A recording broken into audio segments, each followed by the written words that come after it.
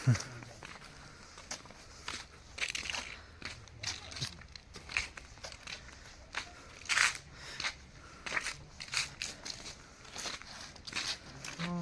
चाहिँ हामी हर्पुदेखि अलिकति यहाँ आएर चाहिँ एउटा सानो भिडियो बनाउँदैछौँ। त्यस पछाडि यहाँ के छ भनेर चाहिँ तपाईँ मेरो पछि पछि आएर हेर्नुहोस् है। आउनुहोस्।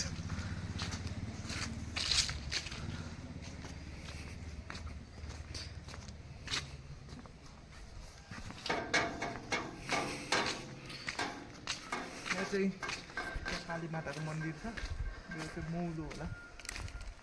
मौलो भनेको के हो भने मैले जानेको होला।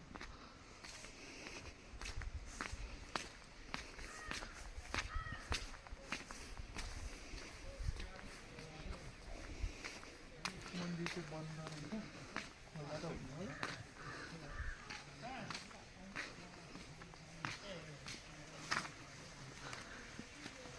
मलाई मात्रै नभेट्नु न।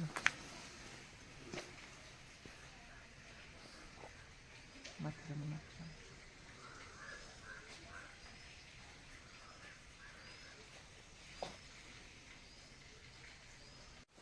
यो मन्दिर हो।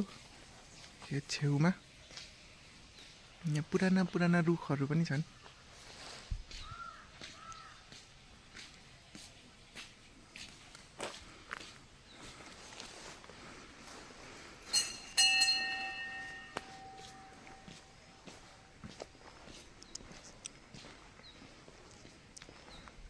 यो मन्दिर बनाउनेको पाँचथर जिल्लाको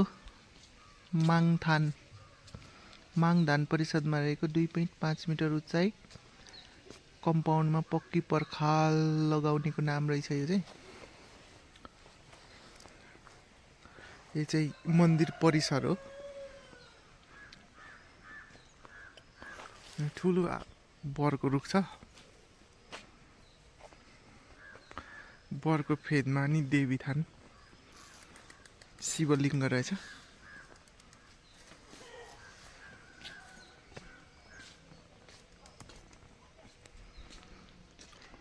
अब योभन्दा बाहिर चाहिँ के छ एकचोटि फेरि हेरौँ है त। ठुलो रुख छ।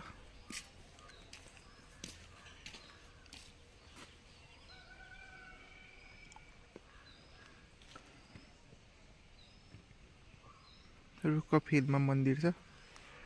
यस्ता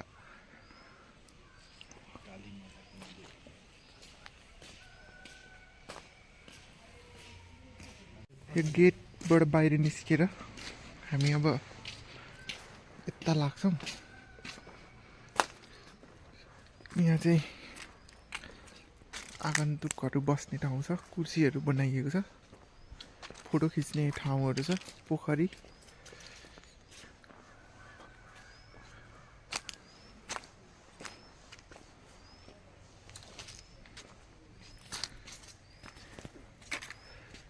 पोखरीमा चाहिँ माछाहरू छन्। ध्यान दिएर हेर्दा मात्रै देखिन्छ हैन। यहाँ पर फोटो खिच्ने ठाउँहरू पनि छन्। त्यता पनि जान्छौँ हामी।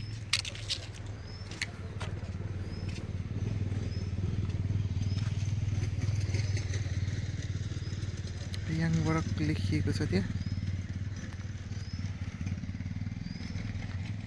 त्यो पर मूर्ति भएको ठाउँसम्म जाउँ ल।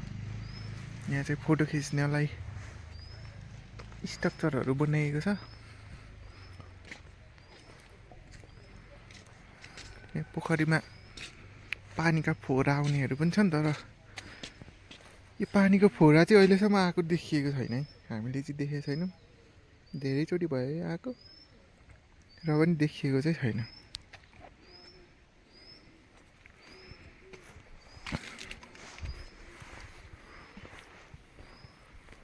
यहाँ गाउँपालिकाको भवन पनि छ नजिकै।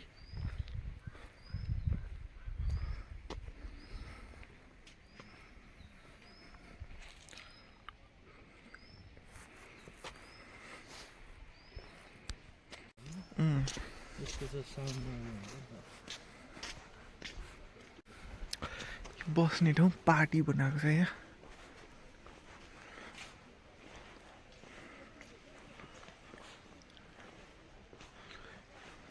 यो पोखरीतिरको भागबाट हेर्दा यस्तो देखिन्छ।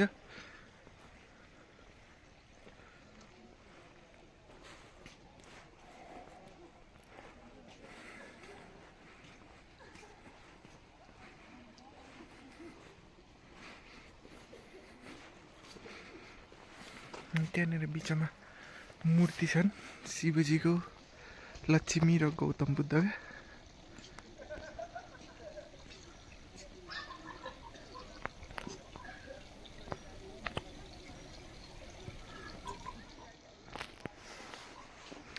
घन्टीहरू रहेछन् साइजका होइन।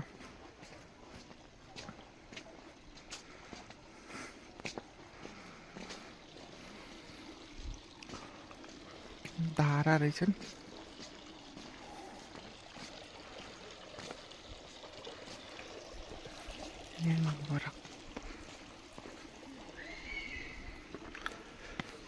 यहाँ चाहिँ मूर्तिहरू छन्।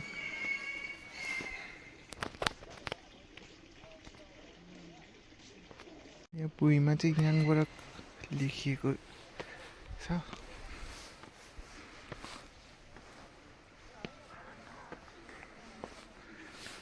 यो शिवजीको, लक्ष्मीजी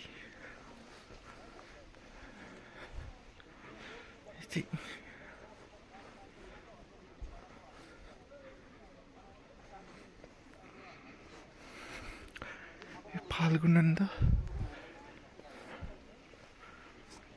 अलैँची बारी पनि छ छेउमा।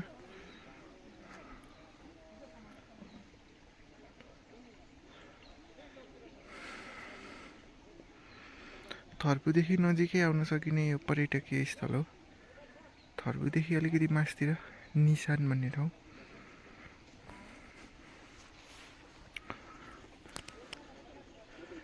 हामी एक चक्कर चाहिँ लाउँछौँ है। यो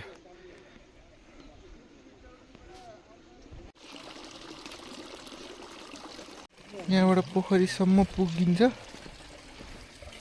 पोखरीदेखि अलिक मासतिर पुगिने रहेछ। यस्तो छ।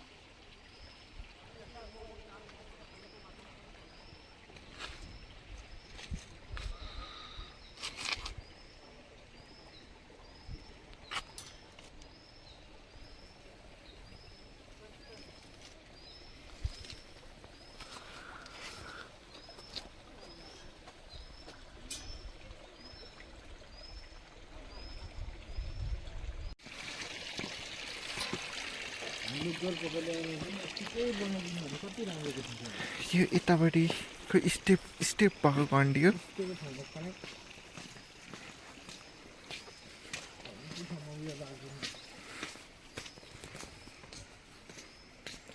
यता पनि छ बस्ने एउटा। यो अघि हामीले हेरेको मूर्तिहरू।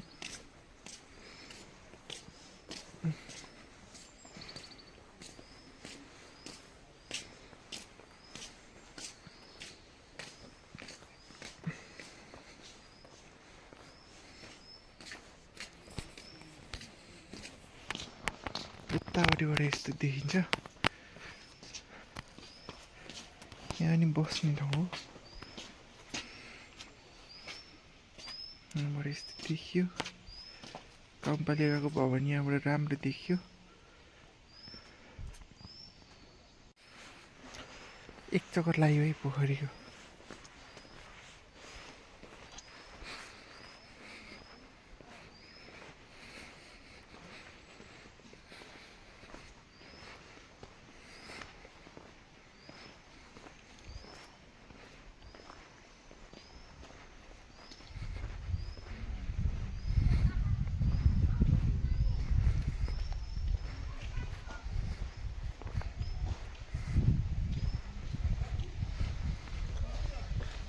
यस्तो छ यो पानीको निकास धारा रहेछ।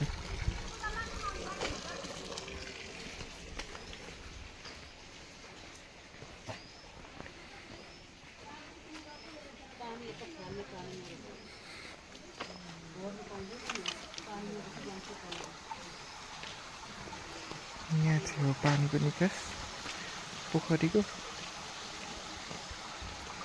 यताबाट एक राउन्ड लगाइसक्यो।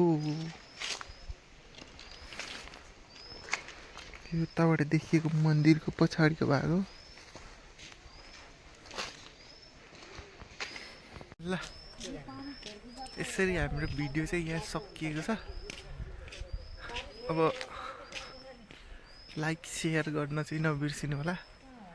पाँचथरका यस्तै नजिकैका ठाउँहरू चाहिँ तपाईँहरूलाई हामी देखाउँछौँ है त।